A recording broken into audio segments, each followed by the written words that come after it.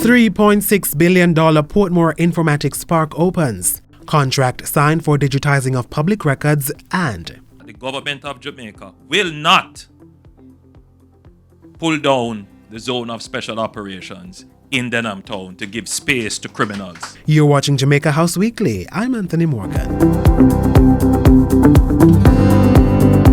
Prime Minister Andrew Holness officially opened the Portmore Informatics Park last Thursday. The $3.6 billion complex with 157,000 square feet of space was built by the Port Authority of Jamaica. The buildings house 4 business process outsourcing companies that already employ over 2,000 persons. Mr. Holness says government has put plans in place to make Portmore the epicenter of Jamaica's knowledge-based economy.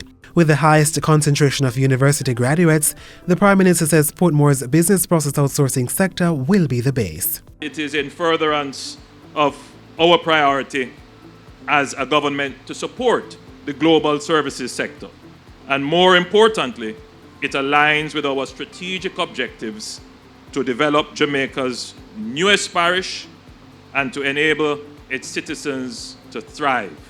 Prime Minister Holness also revealed that plans are ongoing to make Portmore the 15th parish. The people who live in Portmore have a distinct experience, and they see themselves as distinct, as discrete from the rest of the society.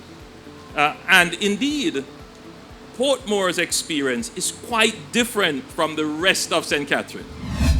On Friday, the Prime Minister was in Hermitage, Augusttown, to deliver a 2-bedroom unit to Joanna Paul, the latest recipient under the new social housing program NSHP. The unit was constructed in 4 weeks at a cost of nearly $5.5 million.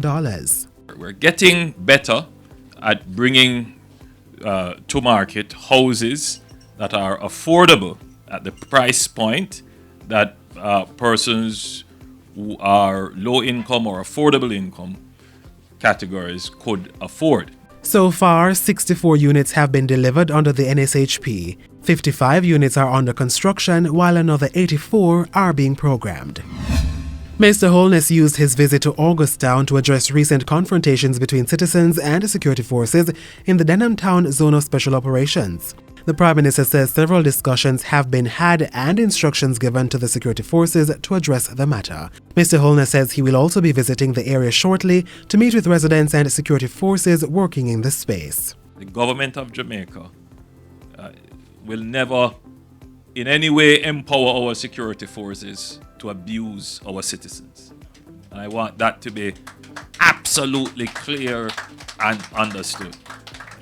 And I think everyone who wears a uniform and is under oath to serve and protect must understand that directive of the government.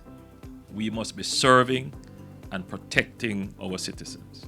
The Prime Minister was quick to urge citizens to allow the security forces to do their jobs by abiding with lawful requests. I'm appealing to our citizens as well that how we behave towards the security forces, that has to change as we seek to build this more caring, this more loving, less aggressive society. Mr. Holness also urged citizens to report challenges with the security forces to the Independent Commission of Investigations, INDECOM.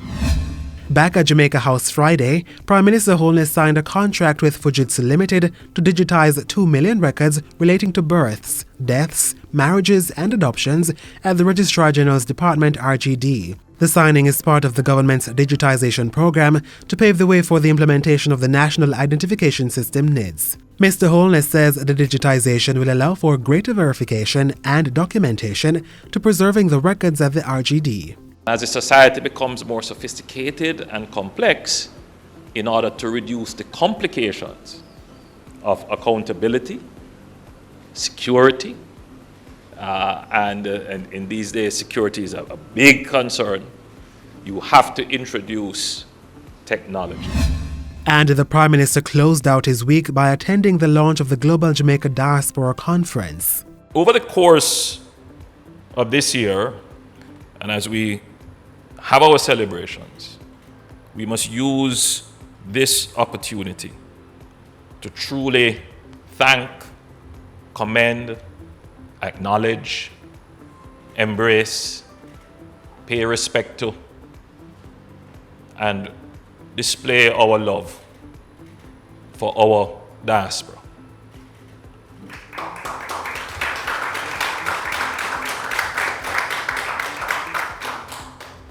As they continue to support Jamaica, even as they work in their new homes, they continue to ensure that we who are back at home can survive. The 2022 staging of the Jamaica Diaspora Summit will be held from June 14 to 16 at the Ministry of Foreign Affairs and Foreign Trade in downtown Kingston. And that's it for Jamaica House Weekly. Be sure to join us next time for more of the news stories coming out of the Office of the Prime Minister.